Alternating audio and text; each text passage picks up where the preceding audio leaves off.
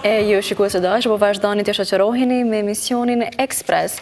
Ne këtu në studio e kemi të ftuar tekstuesen e kësaj kënge, Luan Durmish. Përshëndetje Luan dhe mirë se vjen në Express. Përshëndetje, faleminderit për ftesën. Atëherë fillimisht na trego se si lindi ideja për këtë këngë. Fjala Bamburda ka lind spontanisht gjatë një loje kaotike me nipave të mi. Unë i kam 2 nipa të cilët i du shumë, të 2 motrave, Marin dhe Jarin, dhe duke lujt bashkë me ta unë ai fëmia i tretë i madh. Po e dëgjoj fjalën Bamburda nga nipi i madh Mari dhe po e pyes çka do të thonë Bamburda daes, tha është në anglisht, natyrisht se gjithë komunikimi tash i këtyre gjeneratave të reja po është në anglisht.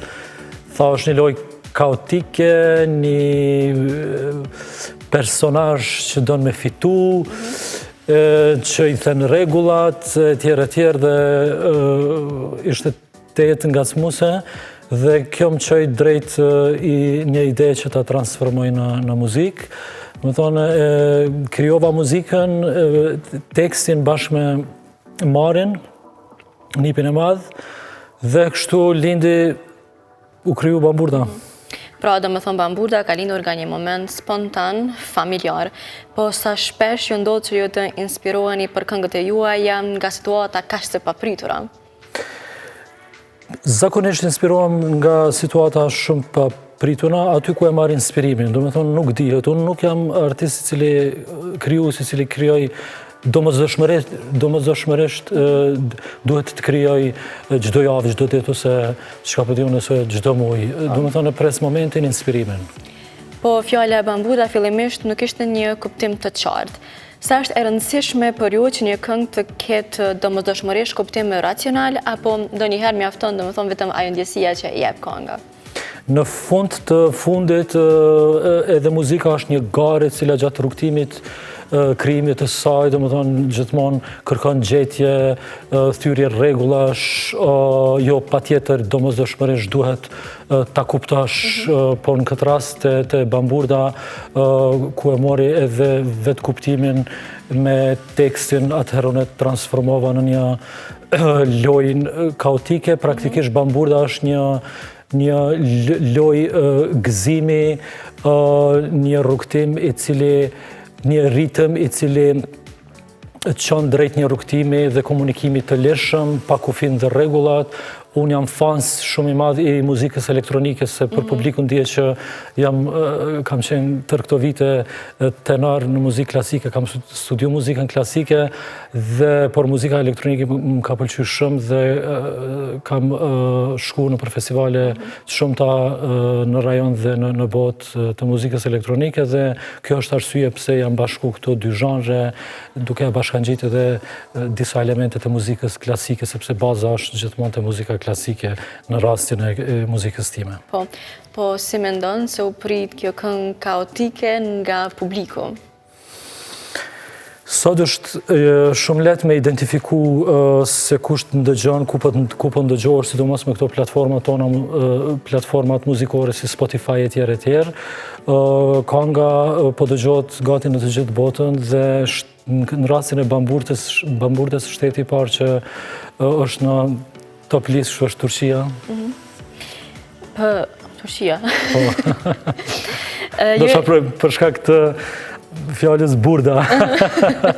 I kanë nxit kurreshtje me dëgju. Zakonisht janë në 5 shtete, 10 shtete që kryesojnë muzikën time në botë, është Amerika, Anglia, Gjermania, Polonia, etj. Interesant.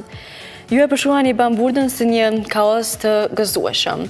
Po, a mendoni se muzika sot ka nevojë, domethënë, për më shumë thyrje rregullash sesa për formula të sigurta?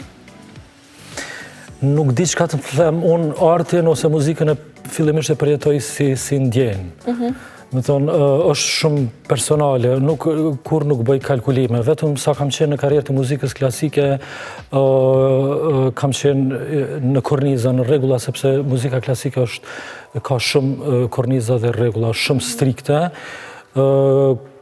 Kurse në këto zhanret e tjera do të thonë është ajo liria e shprehjes e cila çon drejt një inspirimi, një impulsi që pse jo ti thash edhe rregullat. Për mua arti nuk ka rregulla.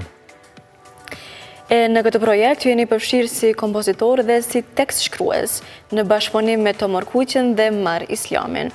Si ka qenë dinamika krijuese mes jush?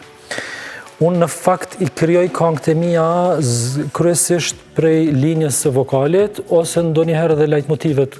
Kryesisht leitmotivet janë të mia, por domethënë pa Tomorin është shumë vështirë. Tomori është producenti muzikor, një muzicient, një këngëtar, një kantautor i jashtëzakonshëm dhe Dren Suldashi asistent producent i ime, kështu që gjithë edhe Tomori ka qenë pjesë e kompozimit të Bamburdës në një pjesë të këngës. Kështu që ky bashkëpunim është i ndërsjellë, do të thonë ne hymë në studio, punojmë orë të tëra gati deri në mëngjes dhe ka ndodhur edhe deri në mëngjes dhe kështu është krijimi i gjithë këngëve të mia.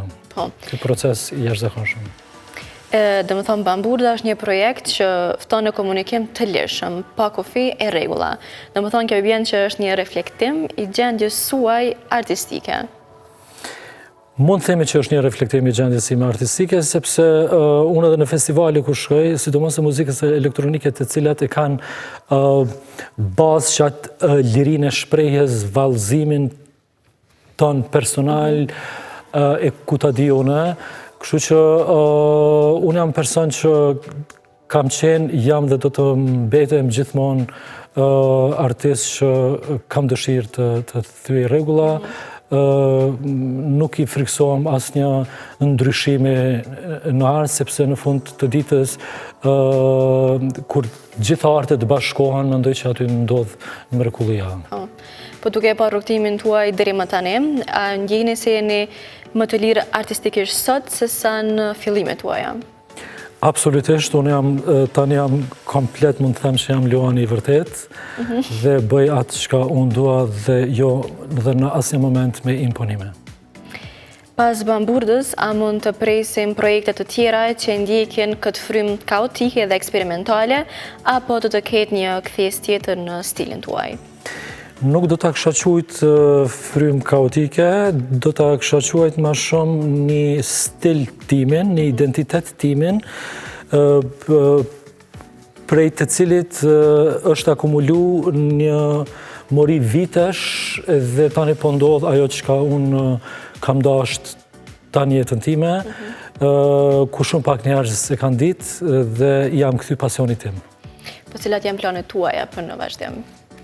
Jam në përfundim të albumit, tani po bën gati 6 vite gjysmë, kam mbetë edhe 3 këngë, cilat do të përfundohen dhe projekte të tjera.